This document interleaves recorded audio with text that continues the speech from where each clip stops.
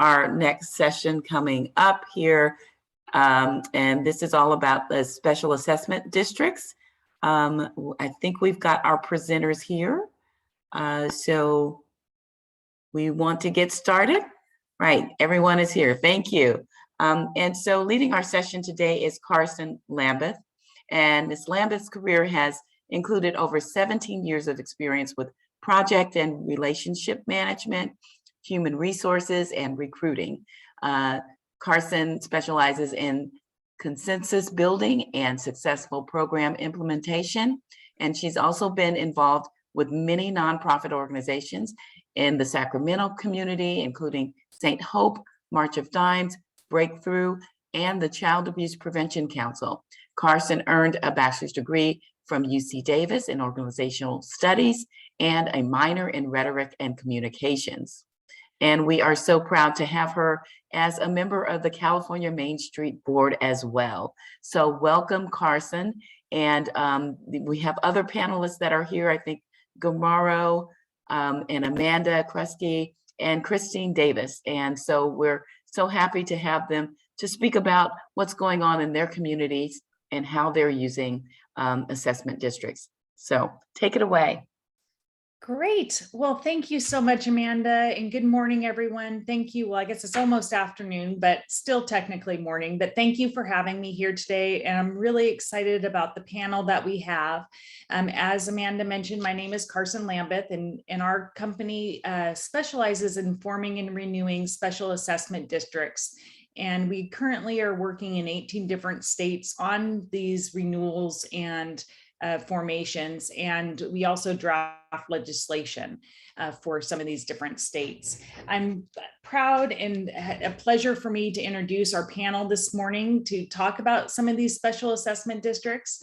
First, I wanted to introduce Amanda Kruschke. Amanda is the Economic Development Coordinator for the City of Eureka, and she primarily focuses on the Eureka MainStreet program. She has worked with Eureka MainStreet for 12 years, helping businesses thrive and create a beautiful community with fun events for everyone in the Eureka community. So welcome, Amanda. Thank you for joining us this morning. And of course, the man who needs no introduction is Gumaro. Gumaro Escarcega is joining us from the MainStreet program in Oceanside. He is an experienced MainStreet program manager, small business owner, and chair of the California MainStreet Board of Directors. He holds a degree in public administration with a focus on city planning and embraces opportunities to build community, and has recently welcomed a baby daughter into the world. And believe me, I've seen pictures and she's gorgeous. So welcome, Gumaro, and thank you for joining us. Next, I wanted to introduce Christine Davis. Christine is from Carlsbad. She comes from a long line of entrepreneurs dating back to the 1920s, where her grandparents immigrated to the United States from Italy. Nearly a century later, Christine hung her own brick and mortar shingle in the heart of downtown Carlsbad, where she opened a specialty shoe store, which she ran for 10 years. Christine has always had a heart for small business, which is why she's devoting herself to leading the growth of Carlsbad Village Association. She's been there since 2015 as a program manager, and now as executive director since 2019. So welcome, Christine, and thank you for joining us as well. So great. So we are excited, like I mentioned, for our panel this morning, and I wanted just to give everyone a brief overview of business improvement districts and kind of talk to you a little bit, but wanted to leave most of the time this morning for our panel to ask them questions so that you can hear a little bit about their experiences. Special assessment districts, they're a stable funding source for organizations of either business owners or property owners that want to work to improve their commercial corridor or business district or destination. Owners within the district work together to make and advocate for significant improvements to attract more business to the area. Funds that are raised through the assessment have to be spent for those within the district and those that are paying the assessment, and they can't be diverted to other government programs. So these are dedicated funding dollars that you can use for services and activities that otherwise you wouldn't have within your area. So these districts work by either the property or business owner. They pay the assessment. One thing I will mention is that for some of our business districts, they will pass that assessment on to the customer, but either the property owner or the business owner pays the assessment. It's then collected by the local government and then managed by a nonprofit or place management organization. And then the place management organization or the nonprofit, they actually will then administer the funds and provide those services that the property owners or business owners have decided that they need in the area. Some of the most typical districts that we see and that you've probably heard a little bit about are business improvement districts. That's where the business owner is paying the assessment. We see those in small commercial corridors or maybe in a downtown area. We've also seen them where it's just a specific line of business where maybe restaurant owners decide that they want to come together and assess themselves to market their restaurants in an area. And most recently, we've actually seen 2 winery districts form where wineries in a certain AVA have come together and they assess themselves so that they can market their AVA and bring more visitors to their destination. One of the more, I guess, common business districts that we have worked on and that we see a lot of in California, there's actually 114 currently, but they're tourism improvement districts. And this is where groups of hotels will come together. They assess themselves a certain dollar amount. They do pass that on to the customer, and then they market their destination. So as I mentioned, we have quite a few of those in California, and we're seeing more and more of those out of state. And then also all throughout the United States, we see property-based districts where property owners will assess themselves a certain dollar amount within a commercial corridor or a downtown area, and then they will pay for services that they're not receiving, that they want to see more of or that they're not receiving. And some of the key services are marketing, maintenance, safety, clean and safe, business development and retention, brand development, placemaking. We actually have seen capital improvements in Sacramento. We actually did a ballroom expansion center or a ballroom expansion for the convention center. And we've also seen some of the funds used towards parking or transportation. So those are some of the common districts that we have worked on and that you'll see. But I want to, as I mentioned, kind of turn it over to our panelists, and we'll start with Gumaro, if you want to tell us a little bit about MainStreet Oceanside. Thank you, Carson, and thanks for the nice introduction. So MainStreet Oceanside created a PBID back in 2019. This is a little snapshot of what Oceanside looks like. So we're a city of population of 175,000. The annual budget for the PBID is about 370,000. Like I mentioned, we established it in August 7, 2019. Talking about timing on that due to the COVID pandemic was kind of quite interesting, but very grateful for that. It's a clean and safe program. It's basically, and I'll show you the boundaries right now a little bit, but so far, because of the pandemic, we started in 2021, implementing programs such as pressure washing services, a downtown safety ambassador crew, courtesy crew program, which we pick up litter, we do weed abatement, graffiti removal, stickers removal, and certain tasks of those. And then we approved a landmark sign, and this is under permitting process, which I will show you guys, I'll demonstrate to you in the next slides. And then you can skip to the next slide. So basically what happened here, actually the previous one would be great. The pandemic slowed us down a little bit, and we actually focused on economic development throughout the year. And so we actually leverage our 2020 budget to 2021 budget to develop this landmark sign that we did an RFP. We've had 32 submissions for this project. This project is going to be located right in the heart of our Sunset Market, which is 2 blocks from the pier. So we want to make it pedestrian friendly, more walkable, and inviting for our tourists and locals. So what we did, we selected this architect to develop this O. And it's a giant O, so it's going to be suspended 25 feet actually from the ground. It's going to be creating 4 poles on each corner, and it's going to be suspended through these through cables. And so these are stainless steel plates, all in oval shapes, and we're working right now on lighting. This is going to be about $140,000 project once it's all complete. We're hoping to finalize our electrical with the electrical engineer, the process of designing this, and then from there we're going for permitting with the city. This is actually all hands on deck with partnership with the city of Oceanside, our property business improvement districts, and the architect and our members that advised us, our advisory group to be able to develop this project.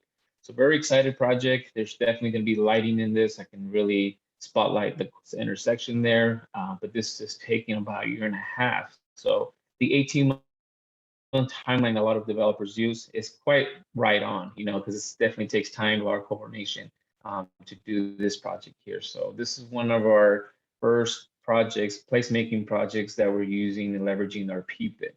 Next slide. And then the courtesy crew that we mentioned earlier, this is our before and after pictures that we have been taking. This is a lot of litter that we've been collecting from our streets. You know, our budget is $375,000 a year. We've leveraged that funding and spread that dollar very thin, but results are being delivered. We're definitely gaining more traction with this program, and we have about 6 employees walking around the streets Monday through Sunday, Sunday through Saturday, for about 4 to 6 hours a day. And this has been really a positive program for our businesses. They see the results. And again, we do a lot of cleanup throughout the day. Next slide. And then this is another before and after picture. This is a vacant property. And you see this is a trash enclosure, but there's no tenants to the right. And so this was developed overnight. And so we actually cleaned this up with help with waste management. And so this is some of the things that we do to report certain nuisance for our community. One of the things we want to make sure that our district is clean and it's also safe for the visitors. Next one. So just to give you an idea what Main Street Oceanside District is, this is 84 square blocks. It goes from Interstate 5 down to Pacific Ocean, basically to Pacific Street. And then there's some wings, north and south coast highway. That's the intersection of the center of that map. So this is basically what we oversee and what we manage with downtown businesses. And the next slide will give you an idea of how the boundaries came about. So the reason there's 2 slides or 2 maps here is, you know, we talk about implementing PBIDs or bids or anything of that nature, but there is a process. This is a petition process, a petition drive process before you actually go on to vote.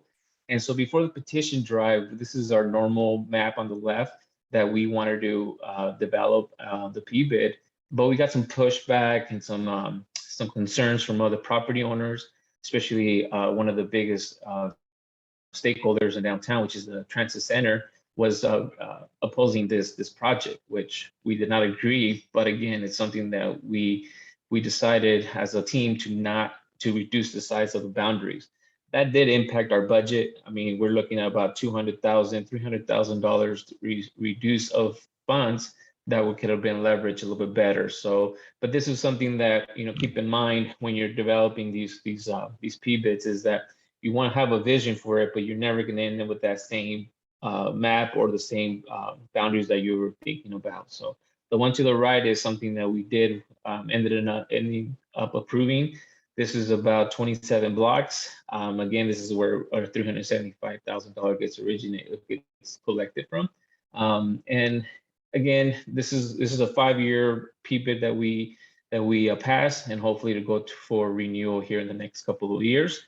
And then we're also thinking of expansion with a 10-year term limit as well. So just give you a little background on the boundaries and how we came about and how we finished here, because it's an important piece of creating this district. And then if you go on to the next, I think, so that's basically Main Street Oceanside PBID and how we were able to sustain and continue to sustain this program. But it's definitely bringing great results, and our downtown stakeholders are coming together to continue to activate this program, because there's a lot of benefits and value for our stakeholders in this. Great. Amanda, do you want to tell us a little bit about the Eureka Main Street? Yeah, so our our bid actually started before our MainStreet. So our bid was started in 1983, and then in 1992 we became a MainStreet organization. So I wasn't here when they started the process, but there's an annual assessment. They created it to fund local projects, and our fees are based on location. We have three areas, and those fees are collected by the city of Eureka through business licensing. And in July of 21, Eureka MainStreet actually came under the umbrella of the city, but the bid fees are still controlled by the board. That's what the board controls. So they actually only control about $36,000 is about what we bring in every year. And before we came into the city of Eureka, our operating budget was about $140,000. So we have a very small budget, but Eureka, our district is 49 blocks, and one thing that's kind of unique about our area is we have Highway 101 running right through our district. So it separates our downtown from our old town area. And I spoke to someone last week actually who was part of creating the original bid. And at that time, there were some big department stores in our downtown, and he was actually the owner of one of those big department stores, and they were very instrumental in getting the bid started. And at that time, downtown was thriving, but the old town was in dilapidated. They needed a lot of work. And since then, you know, the mall came in, and so that killed downtown. But the bid has been able to, and MainStreet has been able to keep Old Town going, and it's actually made Old Town is our gem of our city, and downtown is now needing some more love. But that's our bid. So what our bid does is used for the acquisition and construction, maintenance of parking facilities for the benefit of the district, decoration of any public place in the district, promotion of public events, which are to take place in the district, also for furnishing music for the events, and general activities. So that's our district in a nutshell. Great. Thank you, Amanda. Christine, good morning. Do you want to give us a little information and insight into Carlsbad? Absolutely. Well, you can see behind me, this is Carlsbad Village, our beautiful downtown. We are, I could literally walk to Gumaro's office. We're right on the other side of the little bridgeway. We're the new kid on the block is what I would call us. We are just now starting the discovery process to form a PBID. Actually, just last week, submitted a letter to staff, city council, asking for their support, both financially and otherwise, as we go down this discovery process. I think it's interesting to note about us and why we're going this route is two things. Back in 2014, when I joined the board of the Carlsbad Village Association as a retail representative, the Carlsbad Village Association wasn't even in charge of their own MainStreet. There was a company that was in charge, similar to Civitas, but not Civitas, that was doing revitalization downtown. And CVA acted as their board of directors. And in 2014, they did attempt to form a PBID. It did not succeed for a variety of reasons, which I understood then as a board member. I had only been a board member for maybe 3 months at the time. That caused me then to become its program manager because there was no one in charge of our downtown Main Street, and then worked my way up. And as you know, I've been there now since 2015. So it's very interesting to be 8 years later looking at forming a PBID again. Where our district is lagoon to lagoon, ocean to freeway, it's quite large. We actually expand out of what District 1 is in our political sense. So if you look at the pink on our map, that is actually our entire District 1. Our village, however, is just to the left of that, where the freeway goes right through it. We're looking at the PBID for many of the same things that Gumaro and Oceanside Main Street are tackling. The clean and safe is our biggest issue right now. We need to add benefits to what our city is doing. And we're already doing quite a bit of advocacy and things that are not necessarily part of Main Street, a little bit more city oriented. So the city did approach us, economic development, and said, we'd highly encourage you to consider a PBID.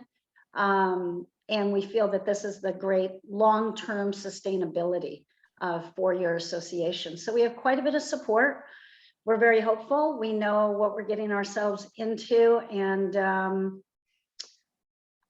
I've got high hopes. I have very high hopes. I think it's going to be the right move for our district. Great. Well, are you done, Christine? Sorry. Oh, I am actually. That's just a little bit of information on, or a little bit of our downtown there. Great. Well, thank you, Christine. You know, I did notice we had a question in the chat that I'll just ask Gumaro. There was a question about, you mentioned that there was your shifts for the clean and safe were 4 to 6 hours. Is there a reason that 8-hour shifts aren't common? Also, do you manage the program in-house, or do you, you know, have someone that is managing the program for you? Great question, Shannon. I was typing in the answer here, but I think I'd rather share it verbally just because of how this program is designed here for Main Street. When we first started the program, we know we do have RFPs. Block by Block was one contractor that was mentioned, but the cost was pretty high. I mentioned we have a $370,000 budget, 4 to 6 hours for the courtesy crew. I think it runs up to $60,000 a year. And so I have to spread that money throughout the year. However, we have banked some hours, and when we bank hours, we actually increase our services during high season. And so the 6-hour shifts comes in for that purpose. But it's when the budget really reflects on how productive you can be. And I think this is the relationship that Carson talked about earlier about the city government and the nonprofit or management, is that we don't have to go through prevailing wages. We don't have to go through the city process. We do create our own process on how do we get a contractor for Main Street, but it's also for the purpose of, you know, keeping it open for the public and other opportunities for contractors. But this is very common to see. This is where I think Main Street or districts leverage the capacity by producing, you know, good quality work in time with a really low budgeted. However, it is impactful because we're not there all day, and a lot of businesses complain. So you have us sometimes adjusting our times and days just for that same purpose, that we look at the season time and how we manage our budget on a regular basis. So, but if it wasn't for our budget, we would definitely love to contract that out. Just an FYI. Yeah, good point, Gumaro. I mean, you have to get the most bang for your buck, and you only have so many of those dollars to spend. So you have to try to leverage that as best you can. You know, one of the other questions that is in the chat is that basically any suggestions that you all can suggest to everyone else on how to get local businesses on board with the extra assessment. So I know, Christine, you guys are looking at doing it. You went through a little bit before, but any thoughts about what you're going to do? And Gumaro and Amanda, you know, any thoughts that you guys have or could share, that would be great. I think for us, our main thing was to start reaching out to the property owners first. That's what was not successful the first time. So I understand with the bid, it's more business assessment and PBID property assessed. So I feel like if we were to do a bid, it would be, I'm not going to say easier, but you know, be more streamlined. The businesses know us, they know our value, they're there with us side by side. Property owners is a different ballgame. So we're starting that now, and it's going rather well so far. Great. Gumaro, Amanda, any thoughts you want to share? Yeah, I have my business in a bid here in downtown Vista. The funds are collected through a business license.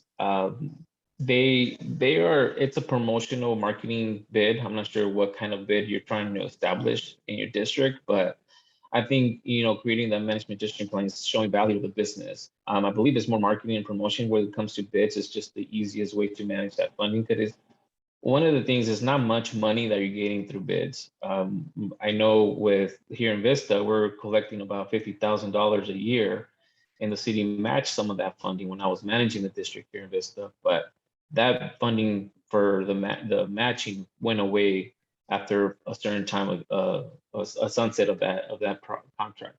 But it's challenging to do a bid. I think the purpose of a bid depends on what do you want to use the funding for. And I think that's how you sell it to the business. I see the benefit externally, not internally.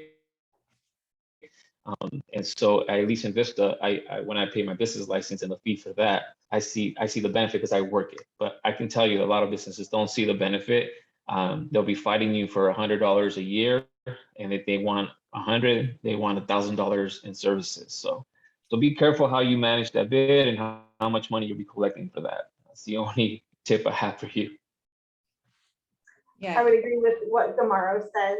It's a lot of work for a little bit of money. They do expect a lot out of the little bit that they put in. And I just think that I wasn't involved in the initial startup, but I imagine you'd have to be very clear on what your intentions are with the money and what your plans are, and then just have to follow through with that. Be able to show them that things are actually getting done. yeah, great points, you guys. That's so important. It has to be property owner or business owner led, and you have to have that buy-in from them if you really want to make this work and to go forward. Thank you guys for that. There is one, Christine, were you going to add something? Sorry. I was, Carson. I feel like we have a bit of an advantage having gone through this before and seeing why it didn't work. And I think having that strong value proposition, just like when you go into advertise, you want a return on investment. What am I going to get? How many exposures, how many, whatever the placement might be. In this case, it's trickier, but it's a value proposition. And being able to outline almost like a menu. This is what we are promising to do for you. And these are the metrics we are going to show you to prove to you that we are doing what we said we're going to do. And it's tricky, but I think if you have your value proposition up front, clear, that's half the battle. That's what did not happen back in 2014. The businesses would say, and the property owners, what are you going to do for us? And at that time, the people in charge were saying, clean and safe, we're going to improve your property value. That's not clear enough, you know, to show what Gumaro has. We're going to make it look like this, where it looked like that. We're going to do this. So again, strong value proposition, I think, is key. Yeah, very good point. I mean, it really is. And it has to be, you have to have some very strong advocates if you want to move forward in this process. And that's one thing I think everyone can attest to, that if you don't have some strong voices, and you know, they always say a personal presentation by a peer is the best way to get others on board. And so you need those property owners or business owners to be on board to be able to move it forward. Yeah. There's another, oh, sorry, go ahead, Gumaro. I want to chime into the chat that Rick started regarding the attempts that Oceanside had. And and going with that, there was some attempts of doing this. However, it's building relationships with your stakeholders, the businesses, and the owners is such an important instrumental to get this moving forward. We started talking about PBIDs, and obviously we had done a couple attempts, but I started back in 2013 by working with MainStreet Oceanside. I believe we started talking about PBIDs since 2015. And so we planted the seed of what we want. And so the property owners were not aware of this because I only have business owners and contractors in our economic development committee. And so we actually hired a consultant to come in and develop economic development strategies to be able to implement in downtown. And PBID was one of the goals that we wanted to implement in the future. And so we just were waiting for the right time to do this. And as we got more traction and development kept going, we felt that there was a chance to do it. So it does, testing if your district is suitable to do something like this, you should start now. Put it in your work plan. We talked about, work plans here. Make sure to put in your work plan, even if it's 5 years from now, because then you have some discussion you can have leading to that effort. So it will be easier. The challenging part is convincing those that don't care about, getting a tenant in their space, that don't want to be part of the district. Those are the challenging and most frustrating discussions you will ever have in this process, but just be patient and just give them your facts. So just wanted to chime in on what Rick was talking about earlier. Yeah, no, that's a good point, Gumaro. Thank you for sharing that. There is another question in the chat, and I'll just quickly bring it up. Is they were asking what the difference is between the 89 law and the 94 law. And so just so folks know, there are two different obviously laws that you can use to form a special assessment district. The 89 is for business type districts only. So you can't form a property-based district with an 89 law. The formation process is a little bit different, and the districts are formed for 1 year at a time. Whereas the 94 law, it can be used for either business-based districts or property-based districts. And it can, for the first term, be up to 5 years, and for the next term be up to 10.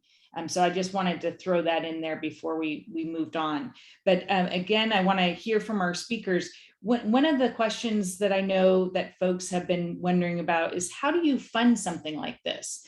So if you want, like Christine, wants a PBID, Gumaro, you wanted a PBID, Amanda, you guys did a bid, but you don't have funds to actually initiate the process and bring it to fruition. What are some of the ways or creative thoughts that you've had, or how did you fund your own district?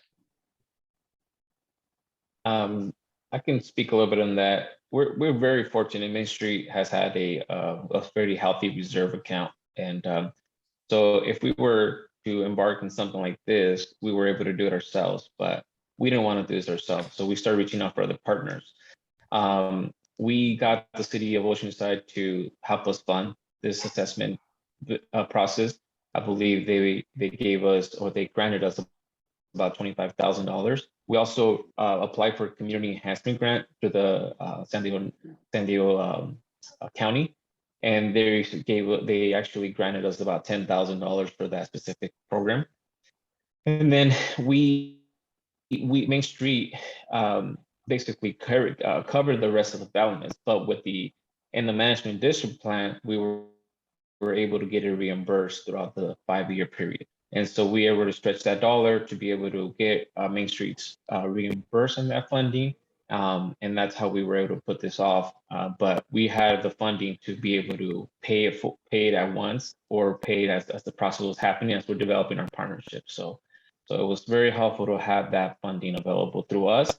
But this is again part of the process where you talk to your economic development department to start looking at allocating funds for this project. So it's not going to be an overnight, but it does take a year or 2 years to start talking about this, and hopefully they can start earmarking some dollars for that purpose. Great. I think our process will be very much the same. Excuse me. The city will have an investment in this. To what amount, we're not sure, but they're very interested in seeing this succeed. We're also, I've already spoken with our County Board of Supervisors about submitting a grant to cover that. And then same thing as Gumaro, we've been very financially, fiscally prudent for many years, and we've really added a lot of sweat equity has built up our reserves, and we're not going to drain them by any stretch. In economic development, the gentleman who is my direct liaison on this gave me a great analogy. He said, it's like a freeway. We're getting on the on-ramp, and if any time it's uncomfortable, we can't afford this, we're not going in the right direction, we can get off that freeway and regroup and figure out. So he said, once you start, you know, there might be times when we have to pause to make sure we're in the right track. And financially, I just had to make a commitment to my board that we will not drain the reserves to do this. We will find other ways to do this to make it successful. Great. Great. So let me ask you this, you know, we're talking about partnering with the city. So, you know, that's a common theme here that everyone has brought up. And, you know, I know, Amanda, you're part of, you know, running the bid for the city as well. But what are some ways that other ways besides funding that you partner with the city, and any advice to others? I mean, obviously the funding piece is important, and that's key to getting this started, but any other thoughts that you could share with others that are thinking about these districts? Well, even before we became a part of the city, we had a strong relationship with the city managers, with the economic development department, and, you know, public works. Like we were working with the city through the whole time. So like that's part of the reason why MainStreet got absorbed by the city, is because we already had these relationships. The organization was going to be going through a transition with the old executive director retiring. And so it was just an opportune time for them to bring us in, because we are such an asset to the city. They really see the value of it, that they really wanted to put more backing behind that. So in the city bringing us under their umbrella, I'm not an executive director by myself. I have a team behind me that is fully into the economic development of the district and the city as a whole. But my focus is just MainStreet. But I think just developing those relationships over time, and it's invaluable. Mm-hmm. I agree. Great. You know, so obviously the city is an important partner, but your property owners or business owners are important partners too. What are some of the things that all of you have done to ensure that they feel like they know what's going on, and that they are engaged and you know, really feel like the services that you're providing or will provide will be worthwhile? I think that's important, as we've already touched on, but any words of advice to others or best practices? Yeah, we're learning. Communication is the key for success. You have to communicate your successes. You have to communicate what you're doing. That has been our biggest issue, at least with MainStreet. We do not communicate. We don't toot our own horn on everything we do. Mm-hmm. We're operators. We get it done. We'll be the first one on the scene, but we never notify everybody what we're doing. And I think we're learning very hard and very fast that doesn't go very well. So now, you know, we're working with the city, and actually we're working with Cal State San Marcos to develop our benchmarks. And they're helping us see what our KPIs are. So the key performance indicators. So once we develop our key performance indicators, that will allow us to continue to see how this PBID is doing and see the true value by data. And so we're still developing that, but we're going to be creating an annual report here next month, I believe, to be able to highlight our success with this PBID and what it has done in a positive outlook for the downtown. But, you know, it's been great to see the changes, but again, communication has to be done on a regular basis, and we're learning the hard way, but we're getting there. Good points, Gumaro. You have to be your own best promoter. And sometimes that's not easy to do when you're behind the scenes doing all the hard work. and data. I hear from a lot of people, data.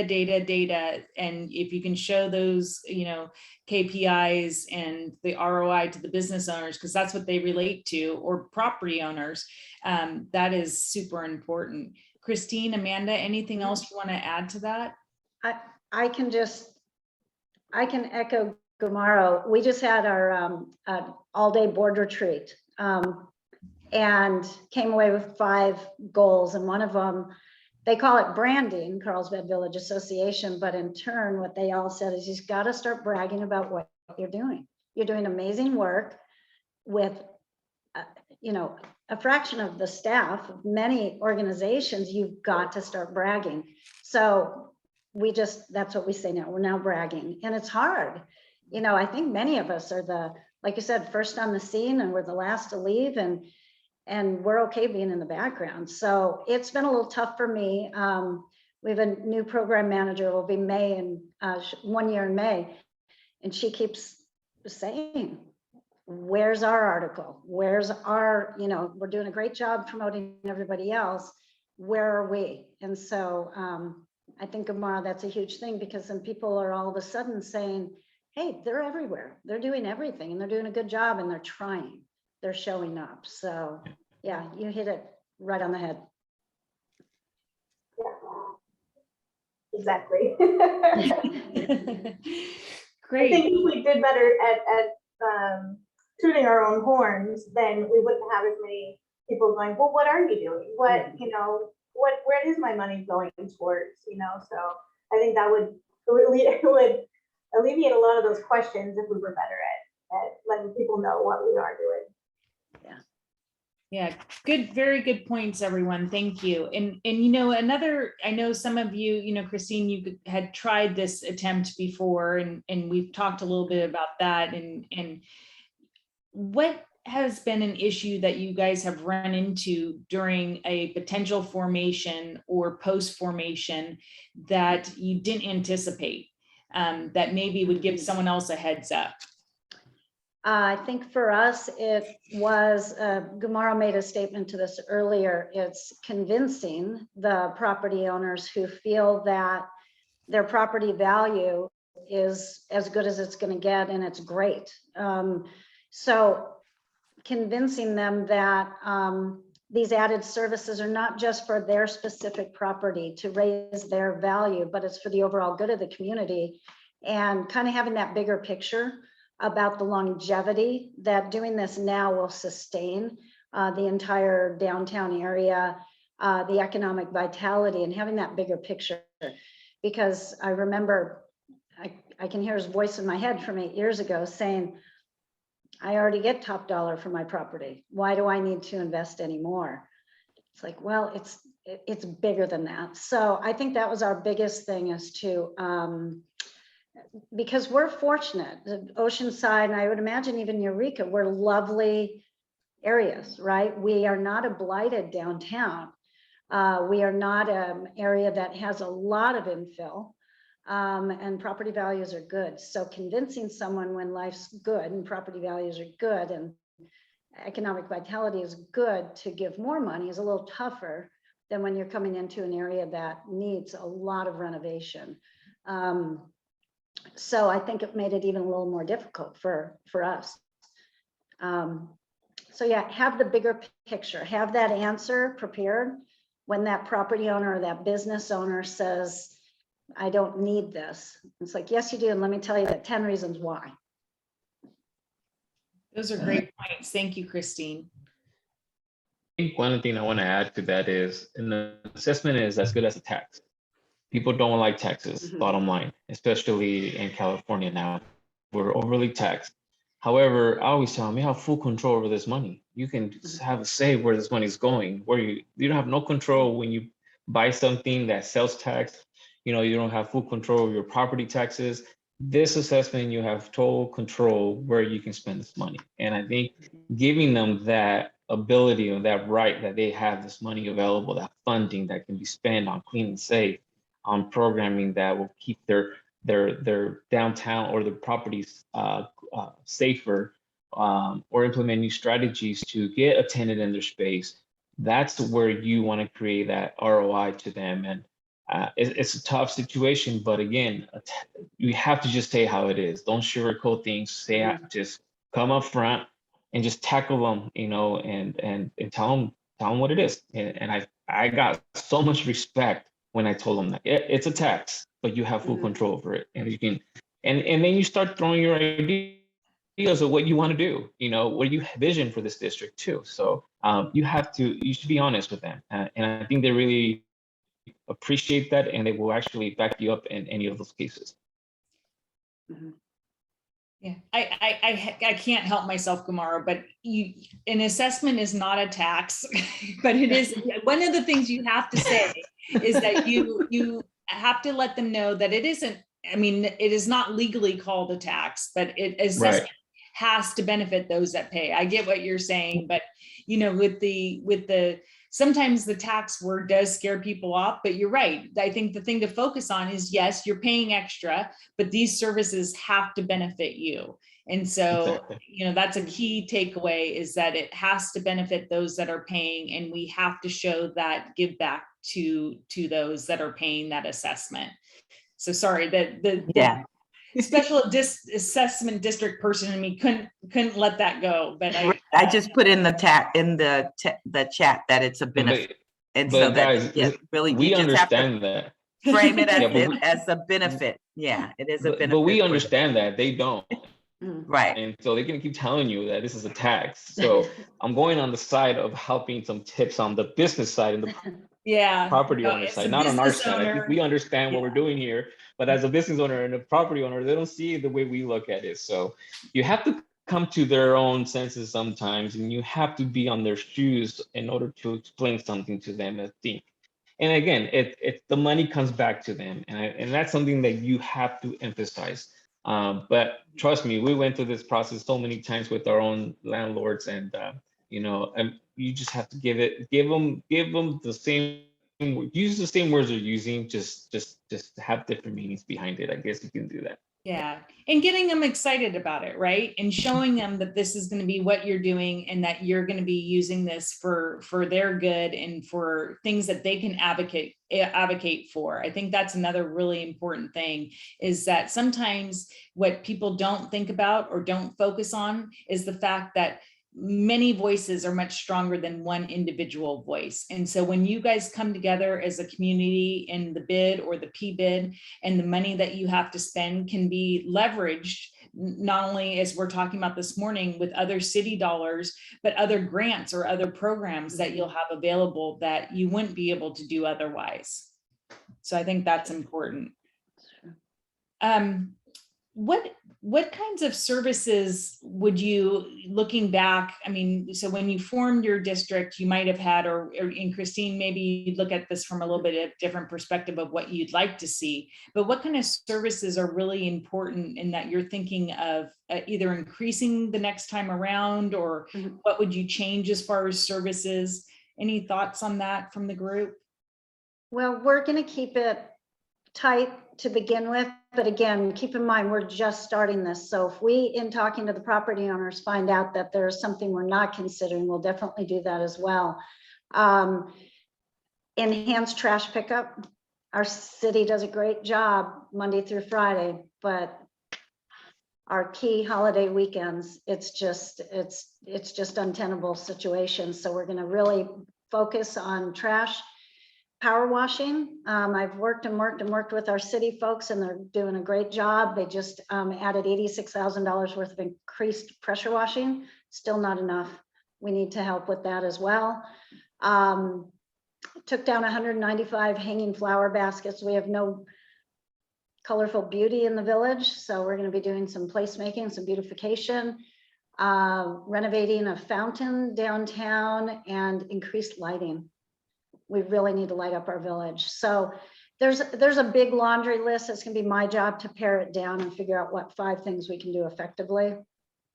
But I don't think it'll be it won't be a hard sell if we say trash and pressure washing, because I know those are 2 very big things. Saying we're going to renovate the fountain, I don't think most property owners really care so much about that, but you know, we have to talk about placemaking as well. And I noticed in the chat room, there's something about absentee landlords or property owners. That's where this gets even more difficult when you talk about trash and pressure washing. They don't see it. So to them, it's not even a value. So. Yeah, great. Gumaro, Amanda, any other things you guys would want to add? I echo again what Christine says, the clean and safe stuff would be great if we had more funds for that, and lighting is also something here. It would also be really nice to have additional like electricity available from like street lights. So maybe upgrading, you know, the mechanism altogether. Our old town is very old, so we don't have access to the infrastructure for things like that. So that would be an added thing that I think would be useful. Yeah, one item that I can add is that we added to the downtown management district plan was homelessness, and it's to support community organization with homelessness, not to invest or create programming. I think our language is vague, where it's really not MainStreet or the PBID creating this homeless program to pretty much minimize homeless or reduce homelessness. We use homelessness as a tool to help and support what other partners are doing. And there might be some funding available to help with distribution of flyers, distribution of goods, in any of those situations. So I know that was one of the key indicators from our property owners when we had our workshops was homelessness. So we did add that to that, but again, we're not creating, we're just supporting what's out there right now and see how we can support the city's actions and other organizations. And I'm getting a lot of requests and calls on homelessness that want to come and work the downtown district. So that opens that door for PBID funds, or at least allocating some management, some staff to some of that issues that are happening in our district. Those are great points, Gumaro. We have a question in the chat that is asking about with your district, your special assessment district board structure, how they interact with your MainStreet board or your business association board, and have you had that situation and how you've handled that? We've been very fortunate here at MainStreet. We created a charter for the PBID under the auspices of MainStreet's organization. So we have it organized or structured where we have the governing board of the PBID recommending how to spend their dollars to the MainStreet board of directors. And so MainStreet board of directors finalizes that expenditure. The board of the PBID, how it's structured, we do have 3 categories in our downtown PBID, which is commercial, which pays a certain amount of the cents per square foot. We have religious and condominiums that pay a certain amount of square footage per square footage, and then we have public properties, government properties that also pays a certain amount of square footage of assessment. And so we have a composition where we have two condominiums. So we weighted out by stakeholders is kind of what we did. And out of 100% of stakeholders, we visioned that the city is 18%, 19% ownership. So they get 2 seats in the board. Our condominiums get 2 seats in the board. We have commercial that gets, I believe, 5 seats in the board. And then we have religion that's 1 seat on the board. So we have a composition of all of our stakeholders. But we thought that they were going to get more involved with us, but that was not the case. So what we're seeing though is we did give property owners the ability, especially those absentee landlords, to recommend or identify a local representative to sit on that board. And so there is special documentation that is being signed that they bring the general manager to be part of the PGC. And I believe we have 3 general managers in our board that are actually staff managing the properties. So that's kind of the way we did our board structure. So with ours, we were operating as Eureka Business Improvement District, DBA, Eureka Main Street, so it was all together. So we didn't have a separate board controlling the bid from Main Street. The Main Street board was controlling both. Now that we're under the city, the Main Street board is in control of the bid assessments. And then the other operating costs for Main Street comes straight from the city. So that's how we're moving through that. And then we're all new at it, so we're kind of figuring it out as it goes along. So we haven't been at it for a whole year yet, but yeah. Great. I feel like when you have a bid or assessment, you're constantly pivoting because you're always looking for how to accommodate somebody because they are a huge stakeholder, or they might have something that you're not in your vision of it. So you're always changing, evolving as it goes. And you know what, Gumaro, that's a good point. You have to be flexible in what you're doing. I mean, it is a constant making everyone happy. And I have to give Gumaro a shout out. You know, if he called it a tax or whatever he did, he was able to get his PBID through in one of the shortest petition drive periods I've ever seen. And so, and I know Gumaro and Rick were out there. Gumaro, I know you really were hitting the pavement, and you got those property owners interested, and you developed programs that they were willing to sign on for. So it was amazing. I think we're getting to the close. Any last words of advice from our wise panel that you guys want to share with the group today, or anything else that you would like to leave everyone with? I would say the only thing is to not rush it. I always hit things head on, and I want to get it done. You know, being a business owner, you get it done. This is the first time I'm sitting back. I'm going to let this process happen. And I only want to go forward when I want it to be a sure thing. And I know nothing's a sure thing, but you know what I mean? I want to go forward and have it successful. I don't want another failure. I noticed with Rick wrote in the chat that third time was the charm. I don't want time number 3. So I'm going to take as much time as necessary to tee this up properly for success. Now, if it doesn't succeed, then we'll go for a third time. But I guess what I'm saying is patience is what this will be the first time I'm going to be telling myself to be patient with something. I'm going to stick to it. I got one tip that really put us in that short-term period. You know, don't do it on the time or around election year, you know, or during an election process, because the reason why we did it, we actually had to wait to really start getting our petition drive going is there was a measure in our election that year, or the year before in 2018. And so the city says, do not put it out until the election is over. So that actually held us back 2 months.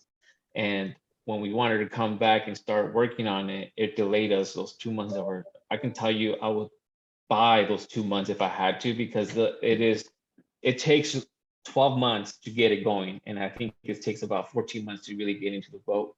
But you know, that's the only tip. Don't do it around election time or election year, because I really, either the partner of your city might have something going that they're asking the public to vote on, and then you have the property landlords and businesses looking at a property business improvement district, and once it's kind of confusing to be, and it can actually hurt you at the end. So I kind of, it was actually a good thing to wait, but again, it's just election year can be a tough year to implement something like this.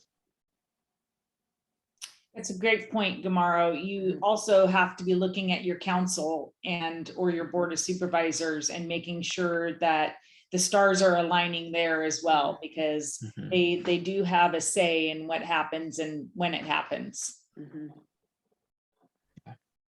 Any other last thoughts? I think we're hit right on the hour. If you guys want to see a management district plan, visit our website at mainstreetoceanside.com/DTOPBID. Actually, I would put it in the chat box, but it'll take me away from this. But visit our website or email me, and I'll send you a copy of our management district plan just to give you an idea of what we did, and that's some very useful resource for you guys to implement yours. Well, thank you guys. Thank you to our wonderful panelists. And I hope that everyone has an amazing weekend and enjoys the rest of the conference.